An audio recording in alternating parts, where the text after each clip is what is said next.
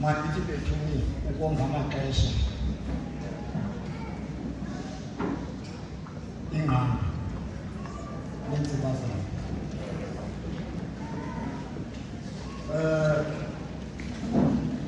Ndibukele ke isikhokhelo sabashumayeli kwaluvaisi xa ethe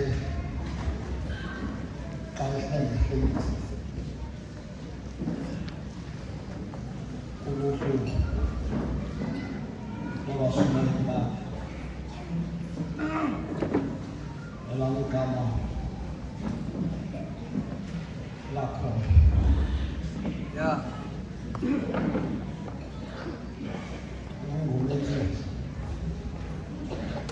Ungapheli imali lanxa izilimi yenkosikazi.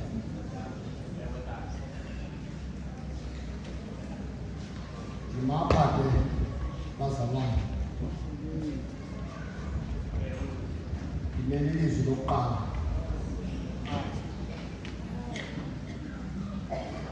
Izwi elo elifumaneka njengoko libhaliwe kule ncwadi yevangeli luka. Amashumi 23. Iphepha ezantsi kule yam iBhayibhile 1032. Ikhulu limashumi 33. Bashumayeli basekhaya uza kumxolela.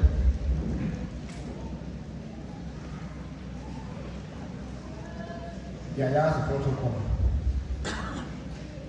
Andikuzifunda zonke ezandizo.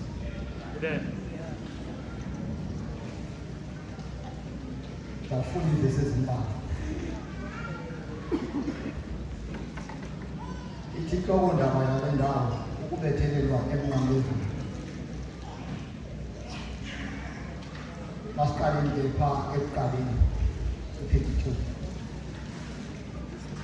Sihambe nayo ke abayifumeneyo. Bekaloku baberhola nabanye abangababanye bekabini bengabenzi bokubi beya kubulawa kunye naye.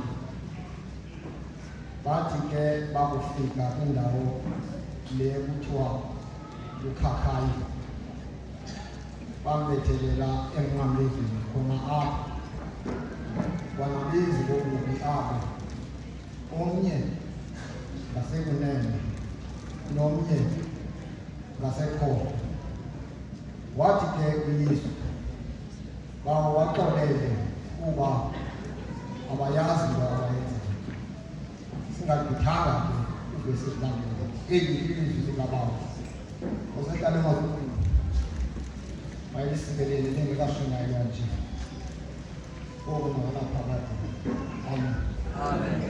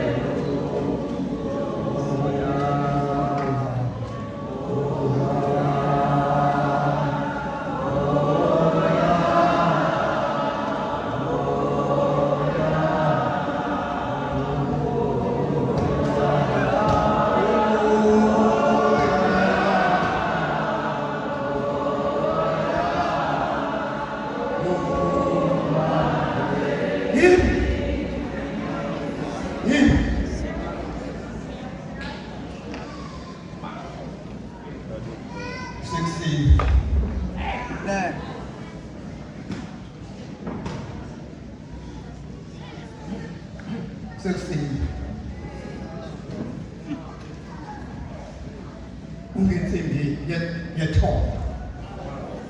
Madoda. Ungentsimbi yethoba. Yesu apha setshilo utata umongameli ukuba uphezu kwentaba eGolgotha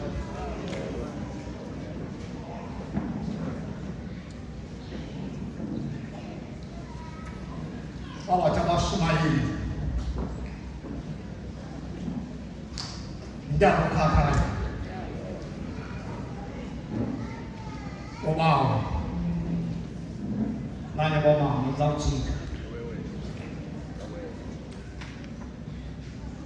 Bawo baxolele. Kuba abayazi into abayenzayo.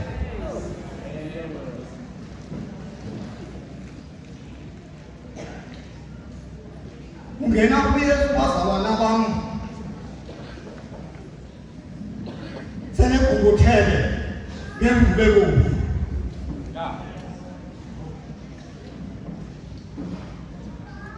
Ungena pha kule ntaba. Sele isithaba sameva siphezu kwentloko yakhe. Zomhle kubulela uThixo. Into ongameli wami engiphalayo apha kwenzeka umangaliso phezu kwale ntaba. Ungena kaYesu apha wabangena uba ngezulu zomhle ubulela uThixo andivungele ube mnyama emini.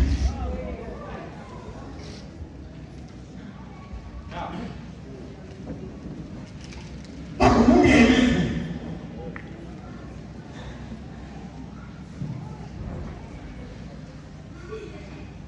Zomhle ubulela uThixo. Kodwa kwathi noxa kunjalo amadoda angabenzi bobubi ayemile engxangile ezawusebenza umsebenzi wabo. Ntoko zam izulu zange luwathintele uba bangawenzi umsebenzi wabo.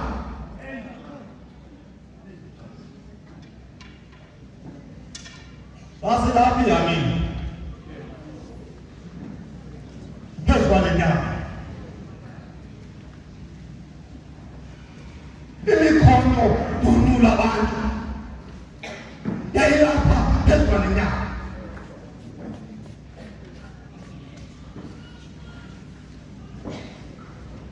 Bawo baxolele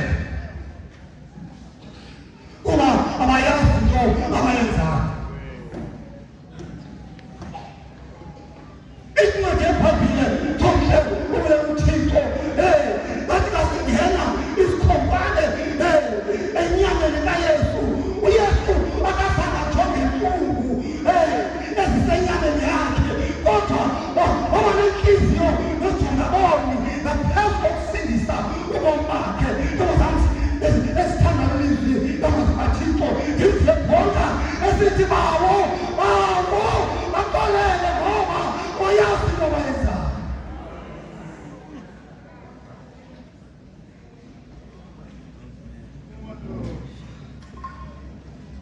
Apha phezu komnqamlezo uYesu apha bekangiyedwa.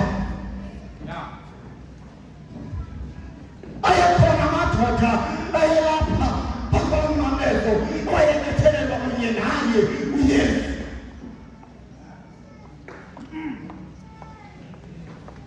Nabo ayengabenzi bobubi, enye yayingasekunene, enye yayingasekhohlo. Zomhle ubulela uThixo belapha phezu kwale ntaba. Yeah.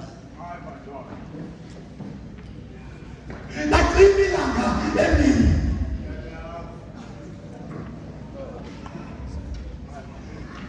Babawo nanoma dakhwela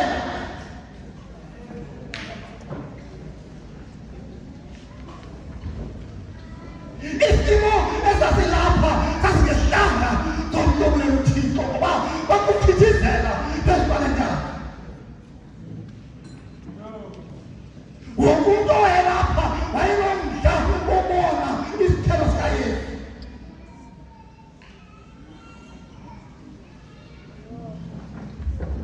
Baba mncane ngoma.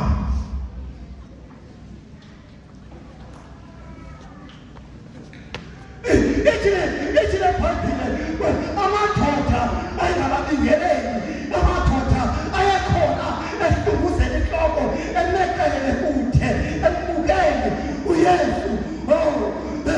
Ntoko zam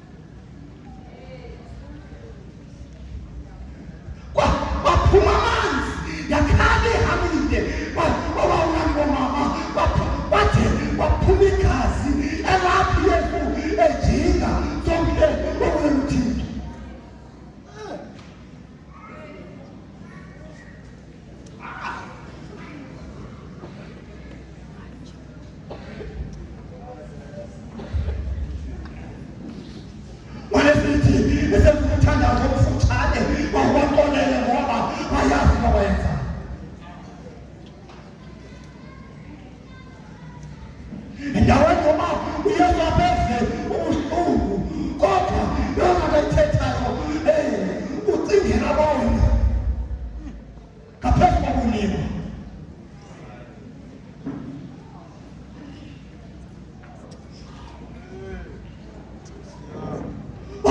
Baxolele ngoba abayazi into abayenzayo.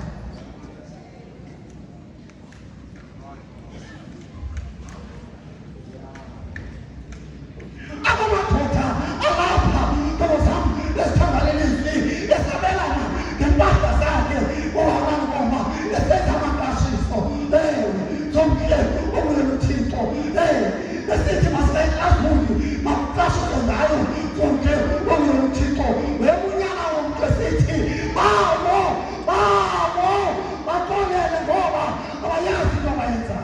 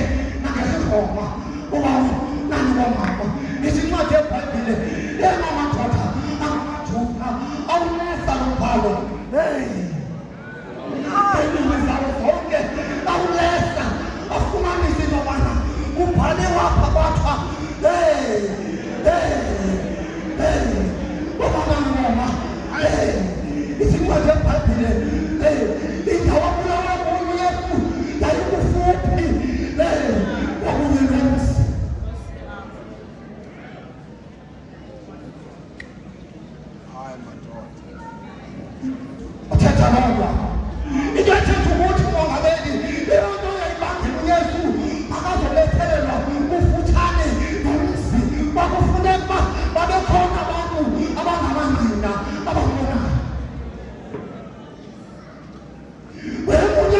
Thixo wema waphosa phezu kwentaba baxolele kuba bayazi into abayenzayo uKristu inkosi yethu.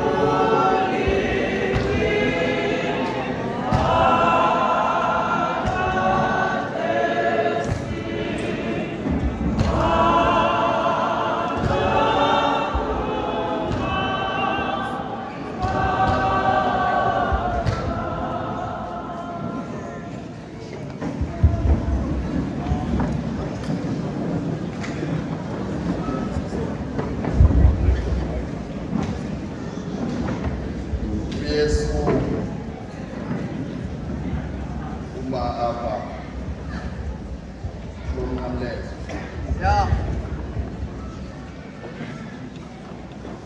Ikani uthetha apha ebhekisa ebantwini ilizwi ibhale ngombhalwa nguLuka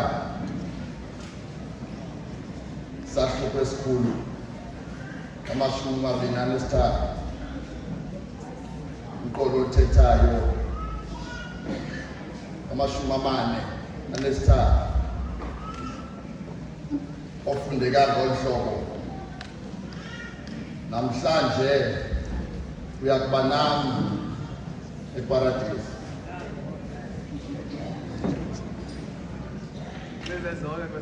Inkosi engibawo, inkosi ehlala emazulwini, inkosi enamandla amakhulu, mayisikelelwe ukufunda kwelizwilayo konke benginaphakade. Amen. Namhlanje uyakuba nami eparadise. Abavangeli bobane bayangqinelana uba uYesu wabethelelwa namabhadi amabili. Usesiphakathini ke ngoku uYesu kula mabhada. Umvangeli owaziwa ngomvangeli uLuka, igama elishungulwe uLukanas, nguye umbhali wale ncwadi. Unyaka awayewubhala ngayo unyaka ka-AD 56 uyoma ku-AD 58. Indawo awayibhalela kuyo yindawo yaseKesareya. Ibhada elinguGestas elime kwicala laseleft, uhamba nomrhiba uba abantu phantsi kwalo mnqamlezo babesithi wabasindisa abanye, naye makazisindise. Uyimamele ke ngokuGestas le ncoko. UGestas igama lakhe elithetha ukwenza. Uthetha apha ke ngoku esenyelisa uYesu esithi uba unguye wena unyana kaThixo sindise, nathi usisindise. Yandikhumbuza lento uYehohashe ehambela umprofeti xa ifika lapho wathi umprofeti nantsi itola, thatha isaphetha netola utola apha phantsi.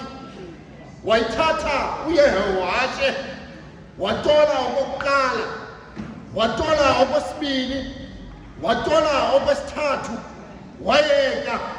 Wathi xa itsala amazwi umprofeti ngowutole ukuya kwisihlanu uyoma kwisithandathu ukuze kwenokwazi ukusindiswa. Namhlanje uyakuba nami eparadise.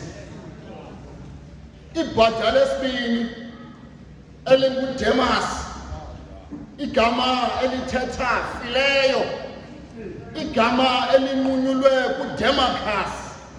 Uyakhalima apha, ukhalimela uGestas, uthi awumoyiki na wena uThixo kuba thina silapha nje kungenxa yezikreko zethu, kodwa ke yena elapha nje akenzanga nto.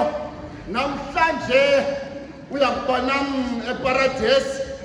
Yandikhumbuza le nto uKoneli, umthethelelo omkhulu, indoda emhlonelayo nemoyikayo uThixo.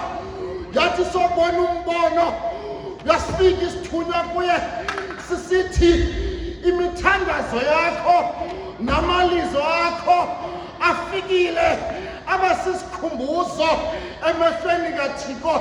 Namhlanje uyakuba nam eparadesi. Paradesi le kuthiwa indawo yokonwaba, indawo abantu abahlala beqhwayitile kuyo. Kodwa uYesu apha ngoku xa isebenzisa kuDemas, akasebenzisanga misebenzi, akabizanga zilandu. Uye wasebenzisa igama elithi yena uYesu indlela, Yesu bubomi. Engqina ke ngoku yena imbongi yamawisile, ingqina isithi sakubhubha uzusingenise ezulwini lakho. Namhlanje uyakuba nam eparadesi. Kwangelo xesha njalo uYesu kaThixo ethobeleli suka emazulwini, wayithobela ezantsi. Uthe uyithobela kwakhe ezantsi, safika isithunywa sokuqala, isithunywa esigama singuMikhayeli, isithunywa sokulwa sizokhusela ilali yezulu. Namhlanje uyakuba nam eparadesi kaBawo. Kuthe kusenjalo wafika uAzrayeli, isithunywa sokufa sizothatha uGestas ukumsa ezihogweni. Namhlanje uyakuba nam eparadesi. Kwathi kusenjalo safika isithunywa sesithathu ogama singuRamieli, sizothabatha uDemasi ukunyuka naye ukuya eparadesi. Namhlanje uyakuba nam eparadesi. Namhlanje uyakuba nam eparadesi.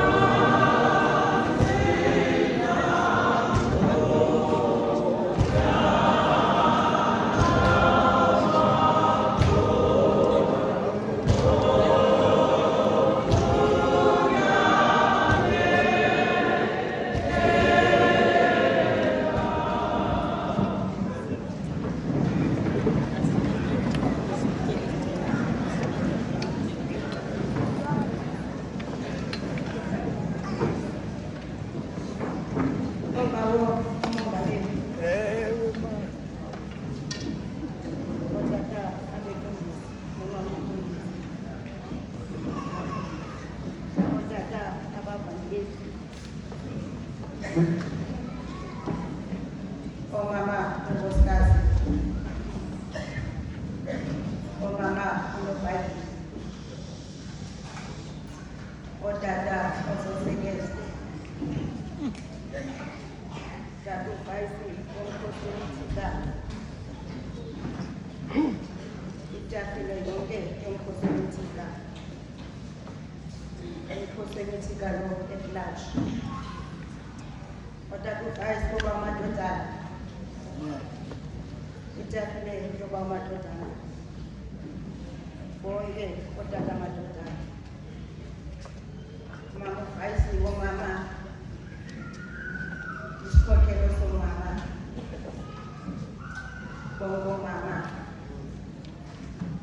mama ubhayisi wamantombazana,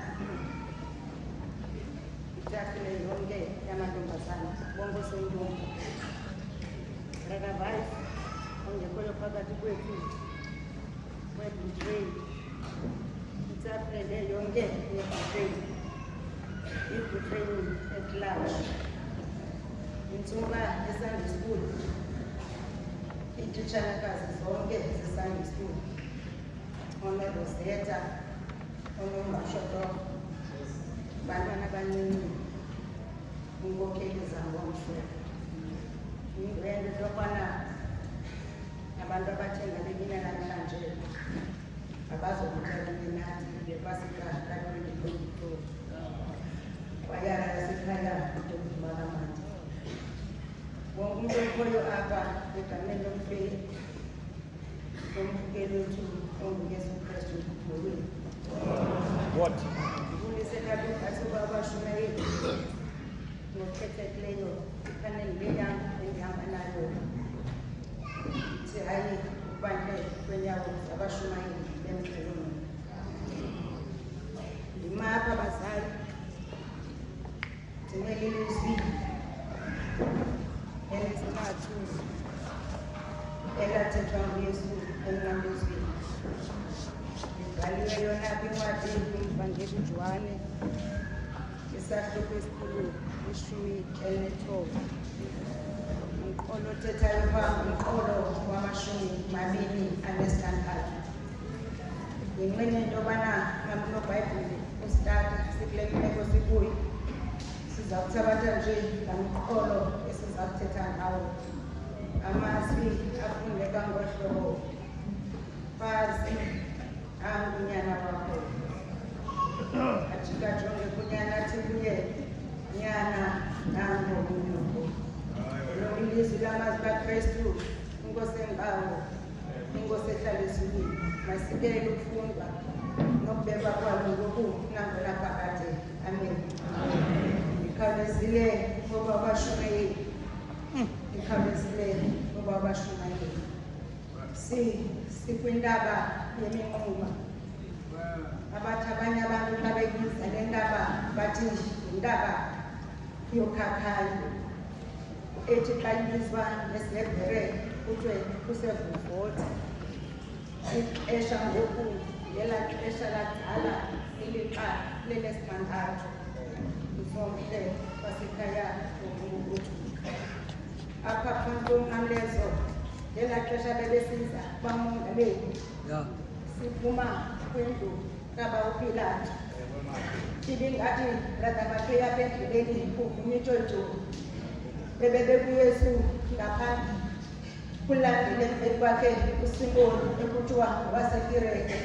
Bebemane uvuma indlu ethi bethelele emnqamlezweni, bethelele emnqamlezweni. Ndizawuzoba awuvayisoba abashumayeli imeko uMaria awayekuyo ngelaa xesha, okanye ndizawuzoba abazali imeko uYesu owayekuyo ngelaa xesha. Mhlawumbi bamongameli abanye abantu abanayo ivision yentoba uYesu wayekimeko enjanina. Mabulwana kuziswa kuwe bantwana bam, kuza kubunyana bakho uthi usahlele endlini uvaphi ingxolo ngokuthathi kuphaza itshotsholi uthi nokubeka indlebe ummamele ingathi le ntshotho iyasondela. Uthi waphuma ufika unyana wakho engcingiwe, ithi kwathi edumbile ehlweni ngoba ubethiwe.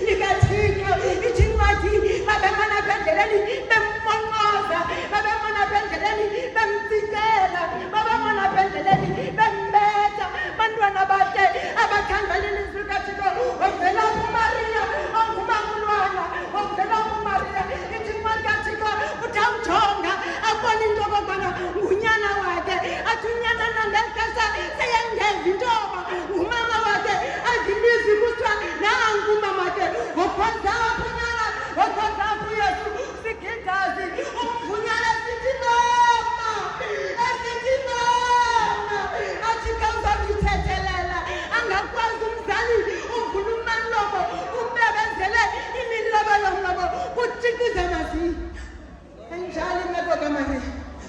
Kanjani imeko kaYesu. Bantwana bahle abathandana ilizwi likaThixo. Apha phansi komnqamlezo ukhona uMaria ongunina kaYesu. Ukhona uMaria wasemagathala umkaKleyopa. Ukhona umzalwane ewayethanda phambi Yesu kakhulu. Ngelinye icala bamile phantsi mphathakana abantu bamengezanga ngezandla. Akusafana ngelaa xesha bekusizwa apha emnqamlezweni. Ithi incwadi kaThixo akusafana nomntu othetha nomnye bamane ujongana kwayalasekhaya kuyiwana ngamehlo. Akekho umntu othetha ba athi nomnye.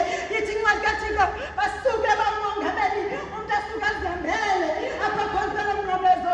Abasekho ngelaa xesha ngelaa hlobo bebesiza ngalo. Bantwana bahle abathandana ilizwi likaThixo, thatha ukhali isiqongwane sokuqala, thatha igazi wethula uYesu wethula wathi kwaka.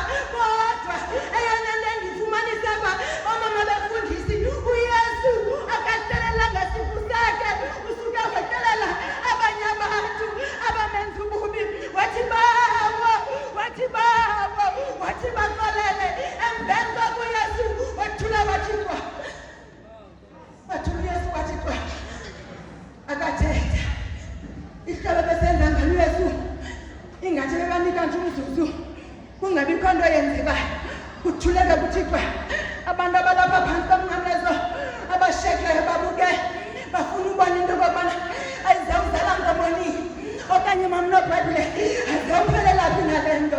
Bantwana bahle abathandana ilizwi likaThixo lathi lawuthetha ibhatha lathi uzundikhumbule xa uthe wavusa kumkanini bakho wema uYesu wathi kwibhatha wathi kwanamhlanje wathi kwanamhlanje wathi ndabanawe mna wathi eparadesi athi baba bam nanibonga akujonga uMaria ngakwicala awujonga uYesu ngakwicala lasekunene. Ithi incwadi kaThixo wabona apha unina wabona noMaria umkaKleyopa wabona nomzalwane wakhe awayemthanda kakhulu. Ithi incwadi wasuka kuYesu wakwaza wathi mfazi wathi mfazi wathi nangunyana wakho. Waphinda wathula wathi kwaka kwamangento nomzuzu wathi nyana wathi nyana wathi nangunyoko. Eyona nto mamuvayisi endikatelelwa pha uYesu ebediniwe kodwa uYesu apha ekudineni kwakhe beliphuma ilizwi emntwini odiniweyo. uYesu apha unentsuku selengasadli baba ungadodana kodwa beliphuma ilizwi elinamandla. Nangona kunjalo uYesu apha benentsuku engasalali kodwa nangona kunjalo uYesu eliphuma ilizwi ebenawo amandla omane ukuqhagamshelana noThixo wakhe. Ithi incwadi kaThixo ngeli xesha kwaza unina ebecela i-connection ngoba ebengafuni ukulahlekelwa i-connection yezulu. Ebengafuni ukulahlekelwa i-connection yezulu ngoba kaloku bambethile uYesu bamnqonqoza uYesu bemtshixela bemenza yonke into kodwa ebengelibali i-connection yezulu uYesu. Bantwana bahle abathandana ilizwi likaThixo, mfazi mfazi nangunyana wakho nyana nyana nangunyoko ngoKristu Yesu Nkosi yethu. Amen.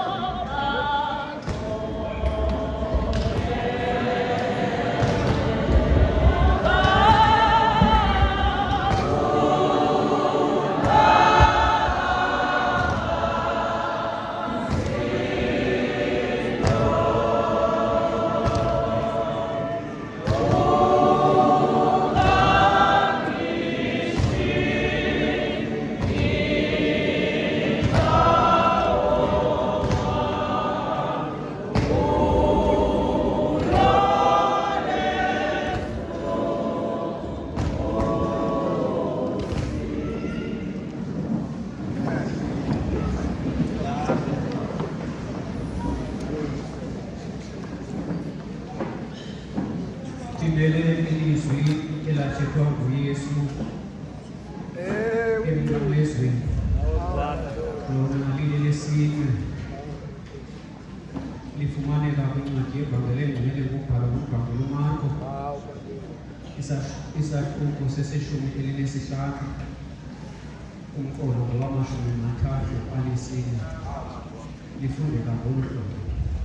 Incwadi kaMvangeli uMarko chapter 15 verse 34 ufundeka ngolu hlobo. Ngalo ilixa lesithoba wadanduluka uYesu ngezwi elikhulu esithi, Eloyi, Eloyi, lama sabachthani. Oku ukuthi ngentetho evakalayo, Thixo wam, Thixo wam, undishiyeleni na? Eli lilizwi lenkosi. Inkosi elivayo mayikusikelele ukufunda kwayo, ngoku kude kube kunaphakade. Amen. Tata umongameli, ngemvume yakho hlubelise ungazi wena washabadela inkomo nempondo ngivumele tatana ngithi unqaba nensibazane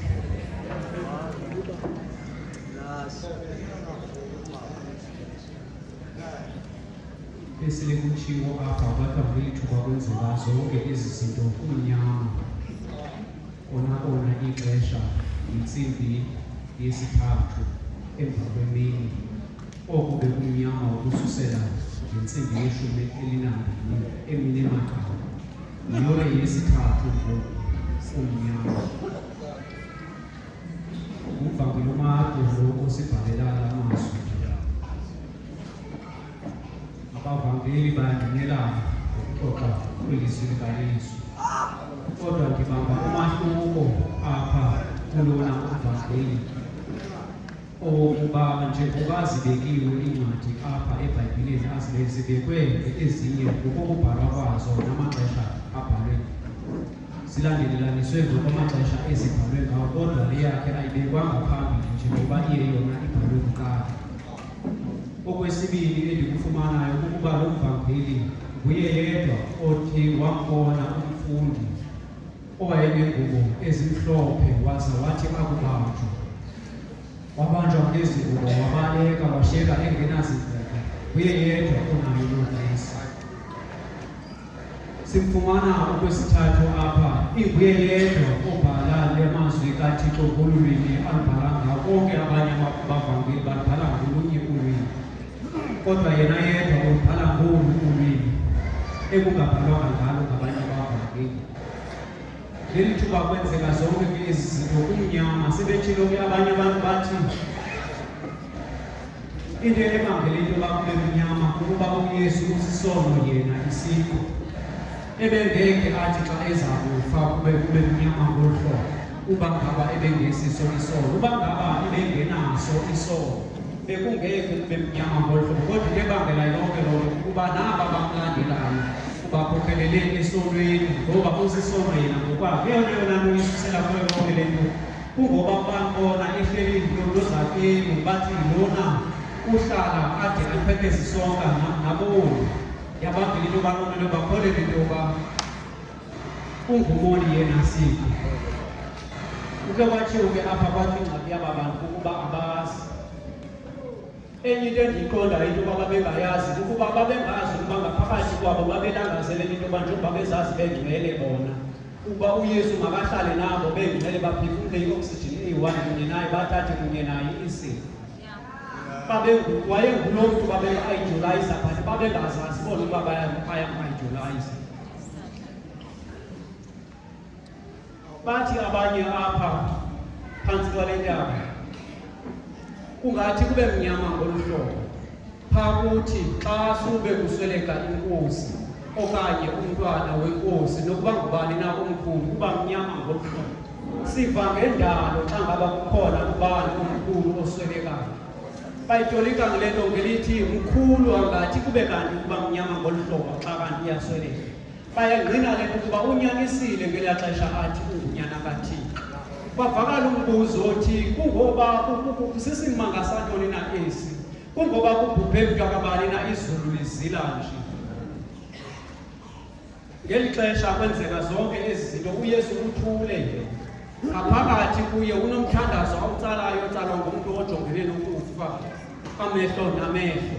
Uthandazo ofumaneka kwiNdumiso 22 umqolo wokuqala othi yini na Thixo wam kunini ndikuthandaza kungoba uvakali nawo wam umthandazo kuwe yini na kunini na ndidandathekiswa ukude kangakanani na wena uba mawude undihlangule akaya kwiNdumiso yamashumi amasixhenxe ananye apho ithi bantu abakhona ababhizi balangazelela umphefumlo wam bathi uThixo umlahlile bathi msukeleni nimbambe nize naye ngoba akanamhlangulo.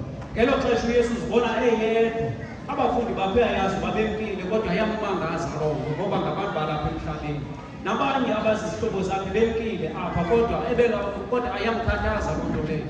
Akuzimamela uyaziva iintlungu zomnqamlezo emzimbeni wakhe, uyawava amanxeba emzimbeni wakhe, uyayiva iweyithi yezono zabantu emagxeni akhe, kodwa asiyona yona nto emkhathazayo loo nto leyo. Eyona nto emkhathazayo kukubona into yoba uThixo ongumoya oyingcwele akamdibanisi yena Yesu enguThixo ongunyana akamdibanisi noThixo onguyise. Umbona kukho igephu phakathi kwabo. Yona nto emkhathazayo into yoba kungade kuthini into yoba ndide ndithunywe ngulowo, ndide ndishiywe ngulowo wayendithumile, ndingathini into yoba ndide ndishiywe ngumzala. Uyazi ngelaa xesha into yoba izono ezilapha kuye ayizizo ezakhe zezaba bantu azele ukuzokuhlangula bona apha, kodwa asiyona yona nto emkhathazayo leyezizono. Yiloo nto ebangela uba umve ethetha la mazwi ngeli xesha imlilise le nto ibangela uba makuthi xa kuhlinza iinyembezi eziphuma emehlweni akhe zihle bobubuso obubilileyo bomelwe ngumbilo, obubuso bubomelwe ligazi, obubuso bomelwe nazezaa zinto zingathi ziziba zedyasi bebemane bemphosela ngazo. Zanumla kwezinyembezi, zanumla kwezinto zaza kuhlangana esitebhini. Zathi xa zifika zisithi khapha phantsi, waguquka uYesu, waguquka uThixo, waguquka ukulila kwaYesu.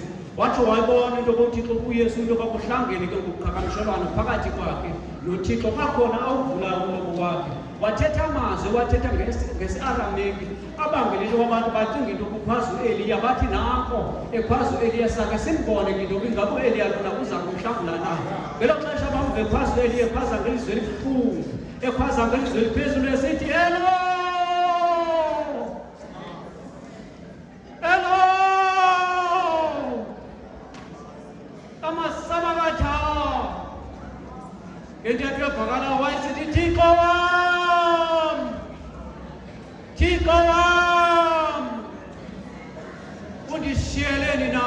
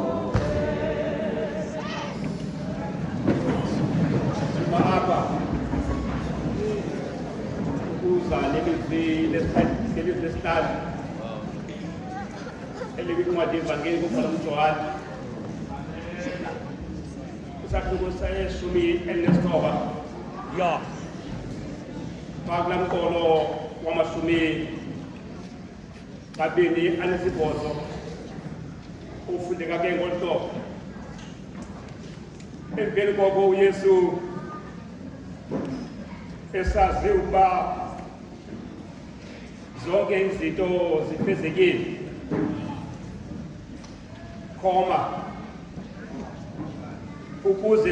ukuze sifezeke isibhalo wathi ngaliwe. Kuba mongameli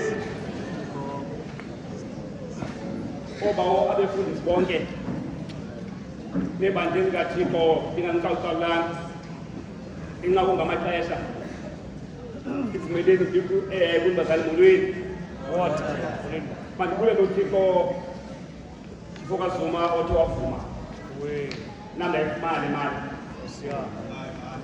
kuba abanye abaphumelani ndinqaniwe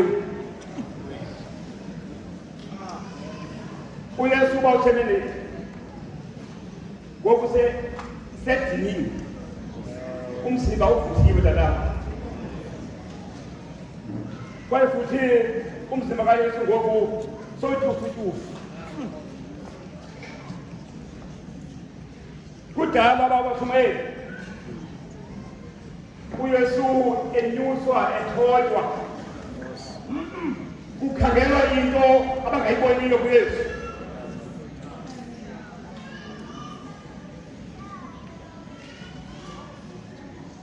bathi ngoku bamfaka kwinkundla ngenkundla ngoba kaloku le nto abayifunayo okuthenene abayifumani into engandekhayo into ababajongele nayo kuhlekisa ngoyesu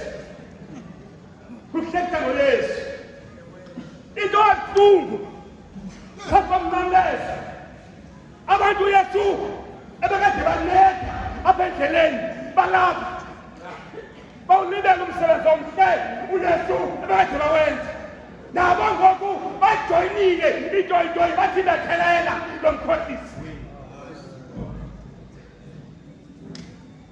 kwathi uyesu nangoko uthule uthe cwaka webuyesu wawuthumela into zekhaya uthi xa ejongile abona ngoku unqaliwe uyesu bathi abantu balapha emhlabeni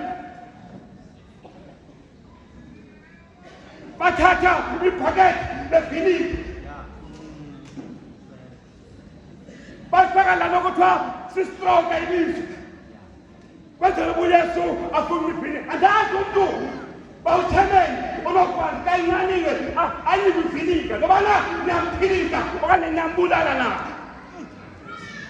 kwathi uyesu sangayamkelo nje kuba uyazazi uyesu into ayinqaleleyo uthi uyesu asawujonga phansi komnqamlezo mininzi imiphefumlo edingayo mininzi imiphefumlo edinga ufefe lukathixo ndinqaniwe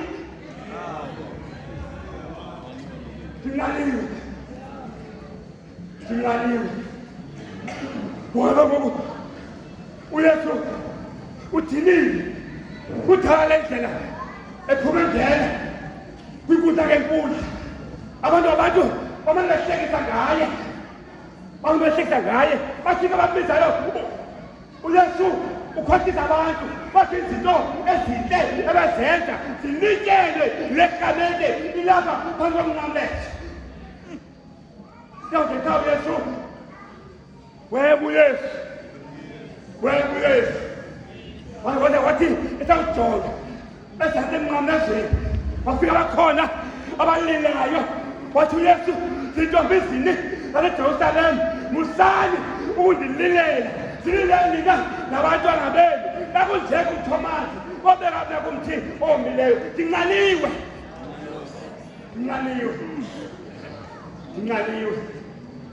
ngoku uyesu ngoku uyaqola nako yakho silapha ngaphambi kuba ngoku kuzaseka zonke izinto ebezithethiwe ngayo wathi uyesu uthe ngoba ivileyo indlela yakhe eyoba izawugcwala ziimeko ziphi izawugcwala kodwa weba uyesu ngoba wesemhlabeni uzowufuna nozawusindisa okwakulahlekileyo ndinqaliwe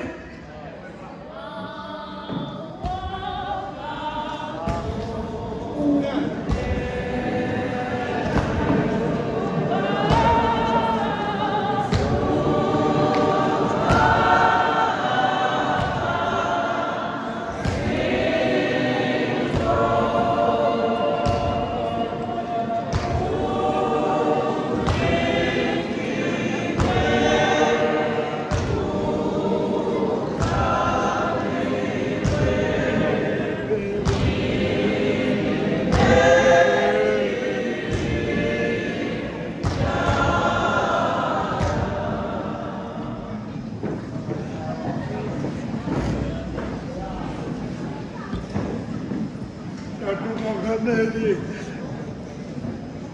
ndimapha njengoYesu ebetelelwe emnqamlezweni ethetha ilizwi lamazwi akhe, ilizwi lesithandathu lona silifumana libhaliwe ivangeli egcwele obhalwa kwiJohane isahluko esikhulu lishumi elinethoba umqolo ngoba usuku bathathu awananto elifundeka ngehlobo xa ngoko uYesu beyamkele ivilika wathi kugqityiwe wayithoba intloko yakhe eli lilizwi lamazwi kaThixo inkosi ehlala ezulwini wayiwasikelela zafundwa ngokude kwenaphakade amen.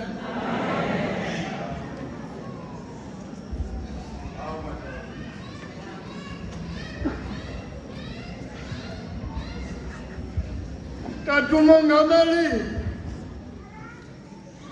ngenxa yezihlangu ezikhulu endizixityiswa apha ndivumele ndingalibulisi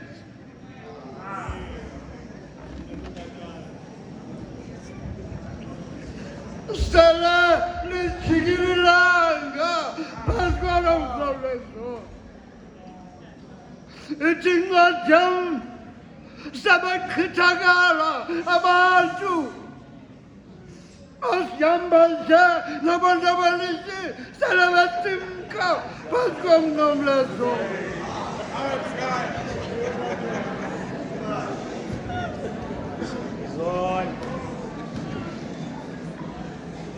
Ithi incwadi yam sawusela izithandathu zabantu phezu kwalo mkhawulezo kugqityiwe. Ithi incwadi yam tata umongameli usele isizalwana sikaYesu. Ithi incwadi yam kusele abalandeli okanye abantu abaphilisa uYesu kugqityiwe. Ithi incwadi yam kusele amadoda azawenza umsebenzi wokunyusa uYesu emnqamlezweni kugqityiwe. Kugqityiwe. Tata umongameli kusavali kombuzo omkhulu awabuzwa lizulu yamthuba balila amthuba balila yaphela indabelele yasiqabasa kayihutha thuba mna nakuye ugqityiwe. Ugqityiwe. uYesu usithini baphaki yalo mbuzo ngalomhla phezu kwalo mnqamlezo kugqityiwe.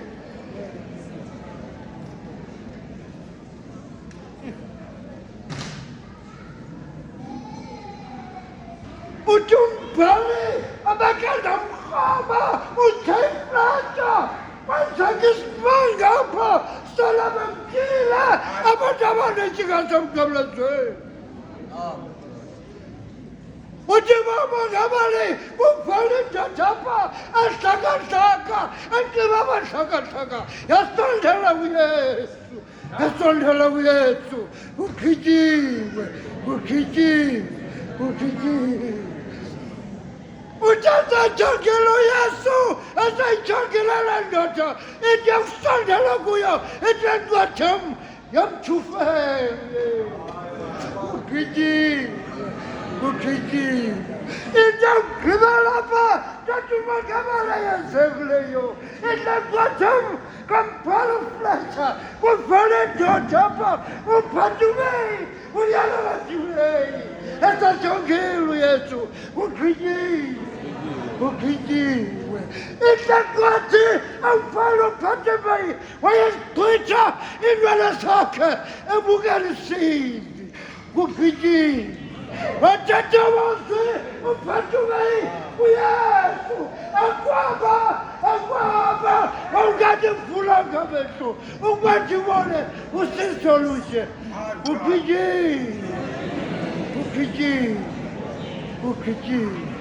Yalando yasu, auto patumai, wapalo pali, usugante guligalolo, giligalolo, umama vermaje, jaloma vesimaje, upiji. Ejimdwaja pepe, uta kumugu chuyesu, weche kitoko, upiji.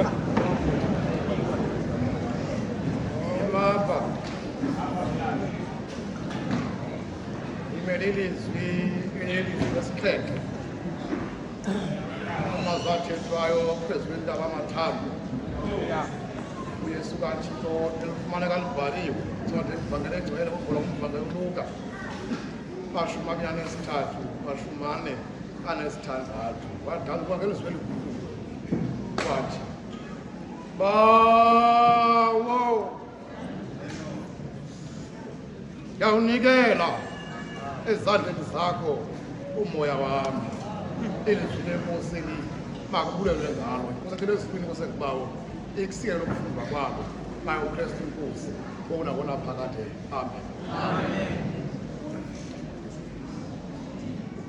imapha ke katuvayisi thingazukubulisa Nkosi ungabe lebandleni mandikhathele Nkosi yami ngithi ngaka nezimazana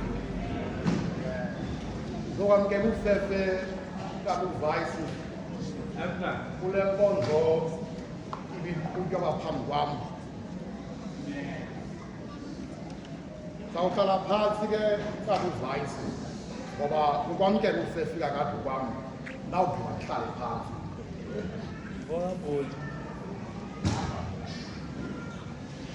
kodwa hamba ngamukela ufefe kalusoseke ya ikhayela ukuthi kule ntaba lithe seliphumile ilanga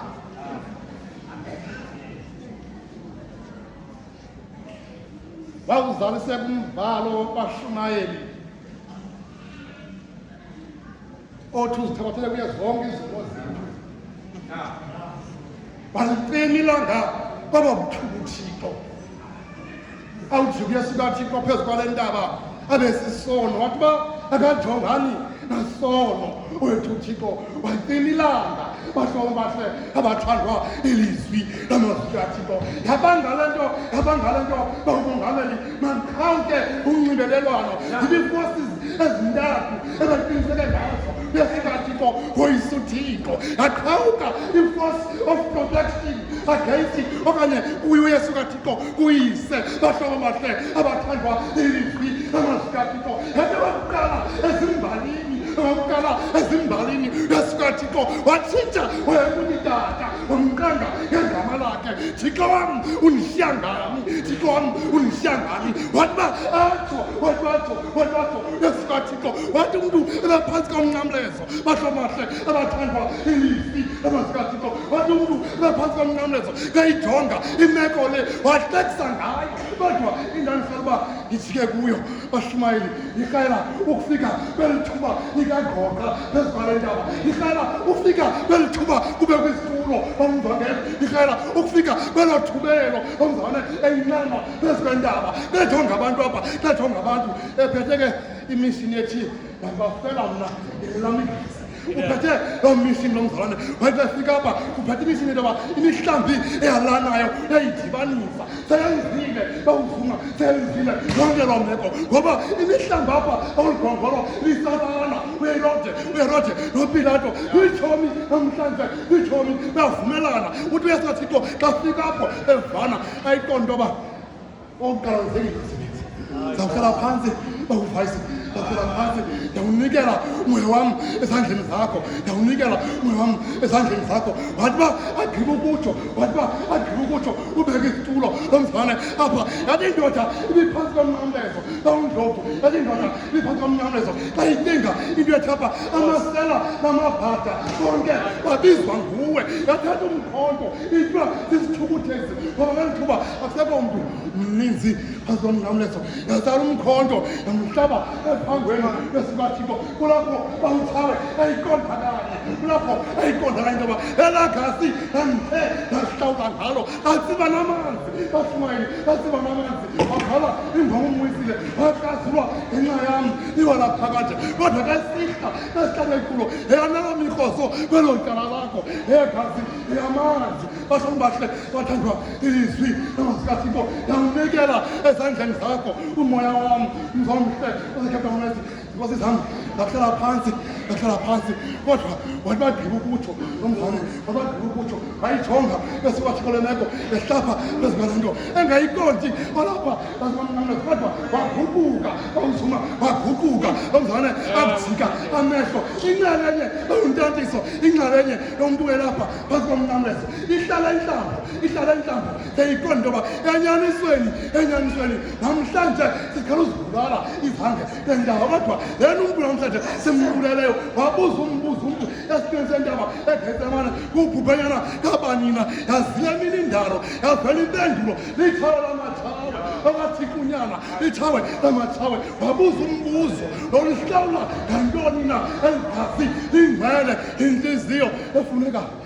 Mzomhle wokuthandaza, ndawunikela ezandleni zakho umoya wam, ndawunikela ezandleni zakho umoya wam. Emva kwemini nje okanye ekugqineni kwemini bawuthawe, ekugqineni kwemini mzi walapha eKapa, ekugqineni kwemini mhlawumbi iingxaki zakho ithuba elininzi uzinika kwizihlobo zakho. Namhlanje yesu kaThixo phezu kwentaba echaza, ebiza, ekhombisa okanye ekunika ireferensi into apho unganikela khona iimeko zakho. Ndawunikela ezandleni zakho umoya wam. Ndingathi umoya kaThixo wathi bakube njalo yesu kaThixo icima ilanga okwesithathu phezu kwale ndaba wayiqonda into yoba ngoku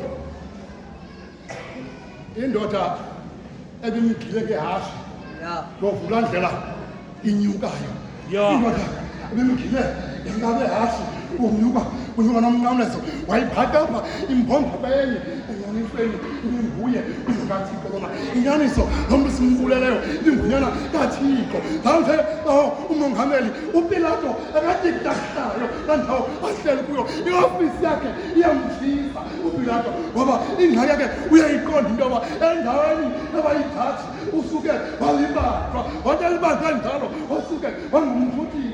Mzomhle wokuthandaza, ndawunikela ezandleni zakho umoya wam ngoKristu Inkosi uYesu ona phakade. Amen.